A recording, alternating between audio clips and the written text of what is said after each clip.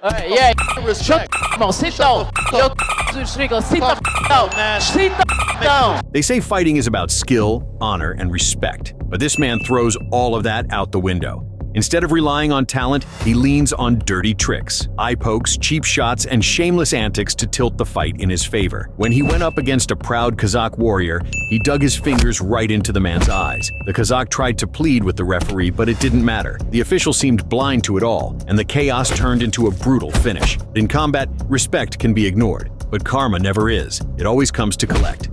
His name? Manel Kape. A fighter who doesn't just disrespect his opponents inside the cage, he carries that arrogance everywhere. At press conferences, he shows no respect for anyone, mocking fighters, fans, and even the sport itself. He shrugs off respect, even refusing a simple handshake from a Japanese fighter who only wanted to show sportsmanship.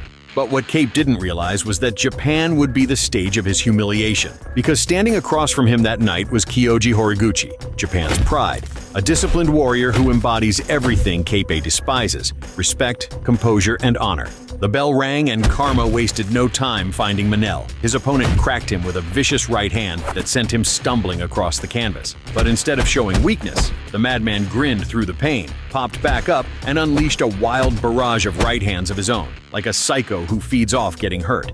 The round turned electric as Manel began taunting and mocking his opponent, soaking in the chaos like a villain thriving under the spotlight. But Kyoji wasn't fooled by the mind games. He stayed composed, dismantling Manel's arrogance bit by bit until the smirk disappeared. Manel's wild swings missed badly. His confidence collapsed, and Kyoji stripped away every ounce of his dignity. Cape's mask of confidence shattered after the brutal blows. He cried out, but instead of sympathy, the crowd showered him with boos. In return, Cape flipped them off, spitting on their respect, as if arrogance could disguise his weakness. But Horiguchi wasn't moved. He shot for the legs, dragged Cape down, and pounded away until the swagger was gone and the disrespect silenced. Then came the choke, tight, merciless. Horiguchi squeezed the fight out of Cape until his arrogance and defiance had nowhere left to hide. It wasn't just a submission, it was karma wrapping around his neck. And that night, karma didn't knock, it crushed him.